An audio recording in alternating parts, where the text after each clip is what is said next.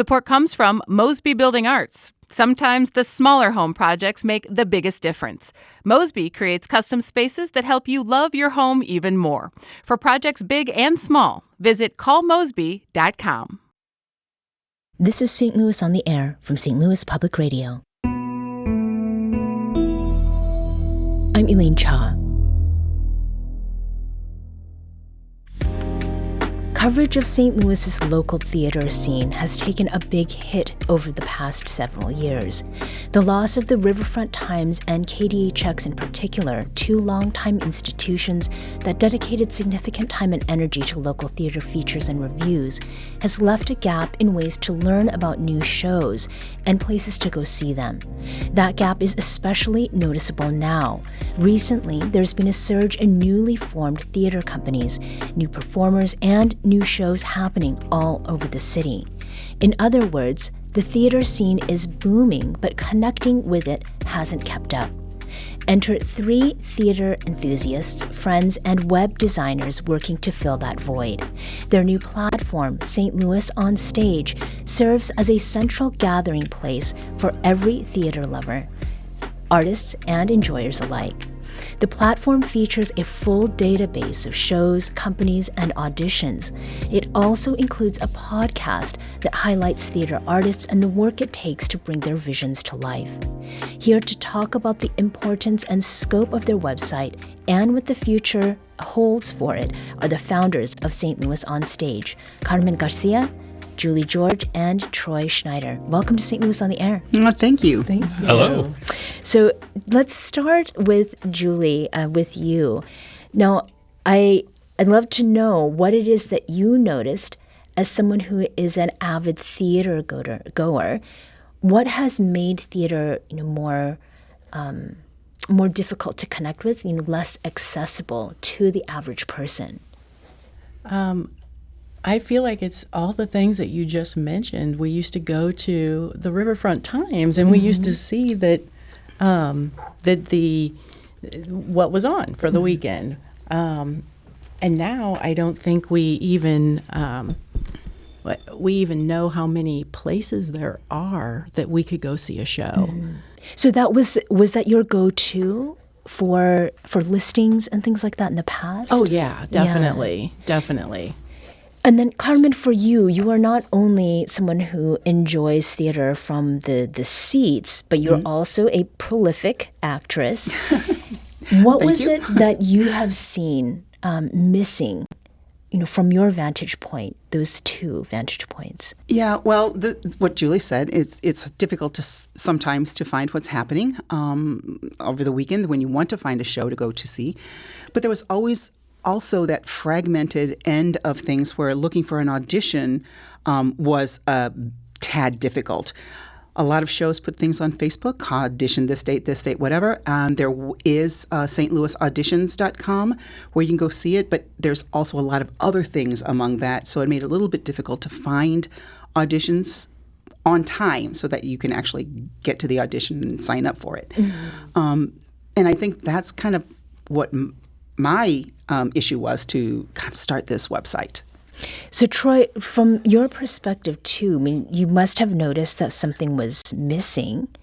How did that affect your approach to creating, with Julie and Carmen, a website, a database? I specifically am a theater teacher, a middle school theater teacher, and my wife just retired as a theater teacher. We see these students that seem to only know there's a Muni and the Fox, and that's about it. And we've both done professional theater in town for years, and it's that they don't know about these, and even theater companies aren't aware of other theater companies or other auditions because it's so spread out. So I've always seen it's fragmented, and I wanted a place that especially patrons who aren't even in the field can just go, oh, there's a show, and go see it. It's one thing to love theater and to perform, but a website? So how did that happen? I'm going to throw this out to whoever wants to take that first. Carmen? I'll grab it. Yeah. So Julie and I work together. We have a small business that that designs and maintains websites. And as theater lovers, we had talked a long time about we should do this. Put together a theater website. Troy came to me about a month and a half ago and said, hey, can you have coffee? Because I have this idea. And when he came into the picture, it just sparked everything to get it started. So really, we've been doing this for a month. We started this a month ago. This is a baby then. Yeah, Yes, it is. Yeah. It is. What was it that that it held you back from starting one before, Julie? That's a good question. Isn't it? I think mostly it was just time, having the free time to do it. I was doing a lot more shows at the time. Yeah, yeah. So it was mostly just time. But we did do a project for the business that Carmen mentioned that we run for a little company called Casey Fringe. And Fringe Festival in Kansas City. How the Fringes A little are. one. They do multiple shows. Right. And putting that all together just kind of made my brain realize that that's how we could do Yes. this. Yeah. We could just use the same architecture. We could just So I think having done that, which this was our second year helping Casey Fringe, and then Troy just brings so much energy and enthusiasm, and without that, the podcast and the show, I didn't see how we were going to bring out a lot of interest in what we were doing. So I think, his energy just, Yeah, it was a spark. it caught us all on Yeah. fire. Yeah. So you've mentioned a podcast, Julie, and there are a lot of things that are offered on the website currently. I'm looking at it now. There are audition postings, the upcoming shows. But before we get to that, tell me a little bit more about this podcast. And you're the host of it, right, Troy? Yeah. Well, a lot of it comes out. So as a middle school teacher, I've got an active website. I'm just trying to get their attention. I feel like theater sells itself. Who doesn't want to be entertained or have fun? And having to explain to a student that watching somebody cry in a movie is one thing, but watching them 40 feet from you and they're in tears, you feel the pain. You feel that. Or they laugh or they stumble, there's a pratfall. Those things hit you emotionally. And so it sells itself. You can talk about it. I just figured I can talk to people. I can pull in people. Carmen's so entrenched in the community that she could pull stuff in. And with their ability to make a legitimate website, it was just easy to, let's just talk about it because we love it and everybody loves it. And the talking about it, what is the objective of this podcast? That goes back to I wanted to unite that fragmented theater community and pull them together. And then there's so much love and fun and excitement in that. And I wanted to bring that together with the people outside the community because the St. Louis community sometimes feels fragmented, and we could pull that all together into this thing we all enjoy. Mm-hmm. So pulling back the curtain a little bit, but also coalescing, it sounds like. Yeah. Absolutely. I mean, there's an interest in why did a theater company select the shows they did for a season? Mm-hmm. And then also, the audience doesn't really realize what goes into a show when all they see are the people on stage. There's so much more behind it, right? Mm-hmm. So I think having the podcast and kind of entertaining and educating an audience is important. Let's talk about those listings that are on the website. One of those is for all of the productions that are happening, right? Mm-hmm. Carmen, can you tell us about that? Well, it's funny because I knew there were a lot of theater companies in St. Louis. I didn't realize the number of theater companies in St. Louis. And I couldn't even tell you the number right now because we keep finding new ones as we're entering information. We're hoping that theater companies now will come to our site. We have a form they can fill out so they can put in their own profile, their own logo without us having to go and dig for it. So that we can have the information all correct. And so please, theater companies, if you're listening, go to stlouisonstage.com and look for your theater company and make sure what we have there is correct. And we want to show that we have things from a small black box to a large Muni stage there's so much in between that people can go and see and enjoy. Mm-hmm.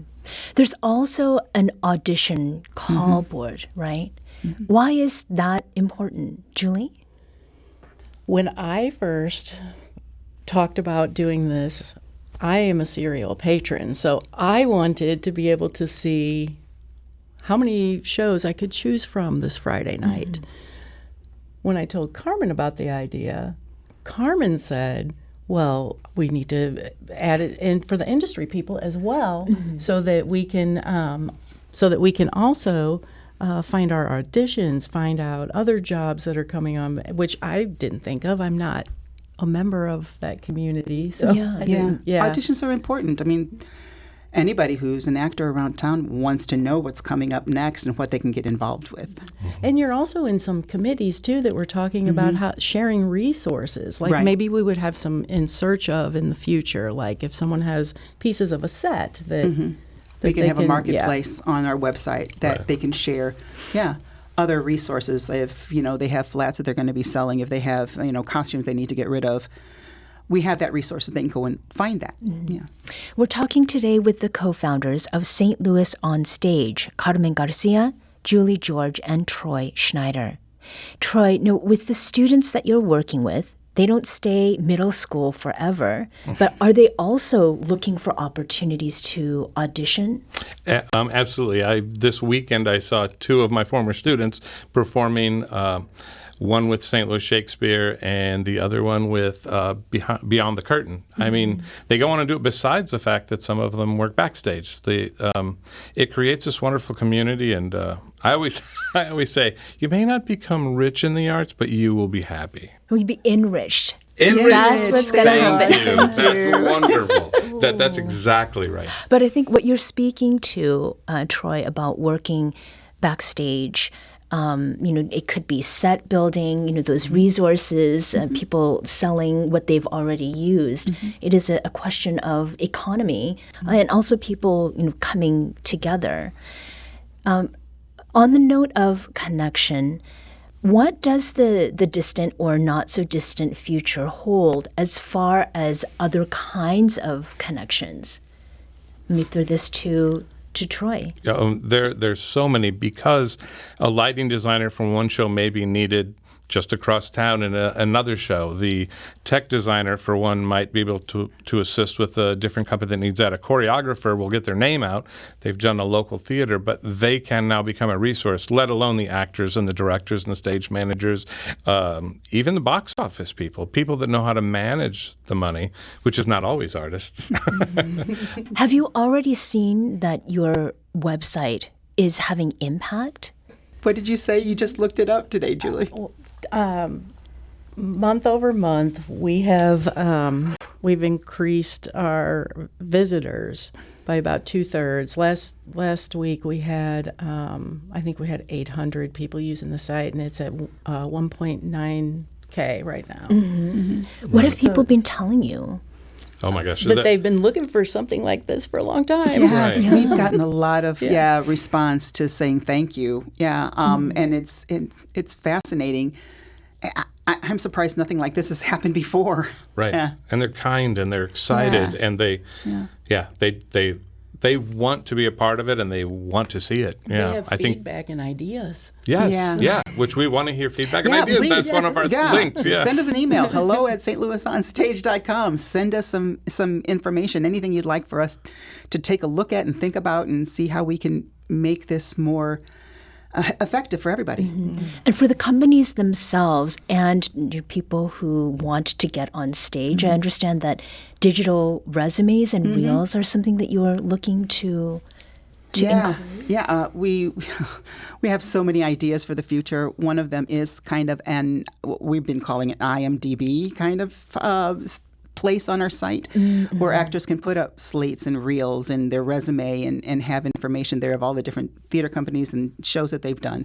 So people can actually go and find them too, not just them going out and looking for theater companies. This sounds like a lot of work. And I mean, you, Julie, and Carmen work together already. Mm-hmm. You have, Troy, a full-time job as an educator. Yeah. Why are you doing this? It's love. It's a passion project. Yeah. Passion, It truly totally, is. yeah. Mm-hmm. Yeah.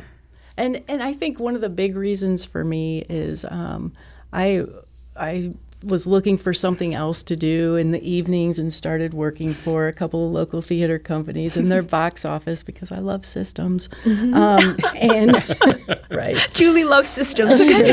And I've been doing that for the past 5 years, and during those 5 years, I really learned a lot more of what it takes to make this magic. And I think one of the things that really gets me is that only around 19 to 25% of ticket sales or of the total production budget, only 19 to 25% of ticket sales cover that. So where does all the other money come from? I mean, NPR knows that because Right. it comes from our the donors, Yeah. and I never knew that until I was in the box office. And I think that is that's one of the gaps that I would like to close, is to get more folks realizing some of the smaller companies so that they can become involved in whatever ways they can. So taking a look forward into the future, 1 year from now, what do you hope to see on this site, or what do you hope this site moves forward? Troy? I absolutely hope the patronage of the arts is just amplified by this as a start, but that's going to bring conversations and community and all sorts of discussions when you leave a production. Usually, what is the story? Why did they choose it? And a lot of the time, it has impact right in our own community and amongst friends and loved ones and possibly enemies. But it brings that discussion forth and going out to see theater. Well, definitely, we hope we can increase the patronages to theater companies and close that gap between the small ones and the large ones. I think that's our next thing. We're going to actually be at the St. Louis Public Radio Theater Showcase. Yes, I was going to mention that. Yeah, so that audiences can find us and therefore find theater companies. So that's our big thing. Julie? 1 year from now. What I would like to see the visitors on our website grow. I'd like to open up Google Analytics and just be totally blown away by how many people are using our platform. Well, let's see what we all can do collectively. Julie George, Carmen Garcia, and Troy Schneider are the founders of St. Louis On Stage. Thank you all for joining us today. Thank you. Thank you very much.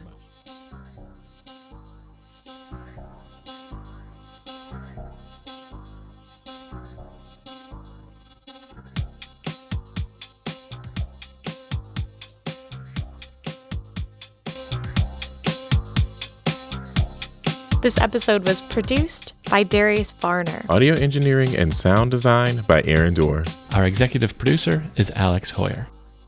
St. Louis on the Air is a production of St. Louis Public Radio. Understanding starts here. Do you find yourself regularly listening to episodes of St. Louis on the Air? Suggest us to a friend you think might enjoy our conversations. And leave us a review and rating on Apple Podcasts on the App Store. It's the simplest way to help people discover our show. Thanks. St. Louis Public Radio is a member-supported service of the University of Missouri St. Louis.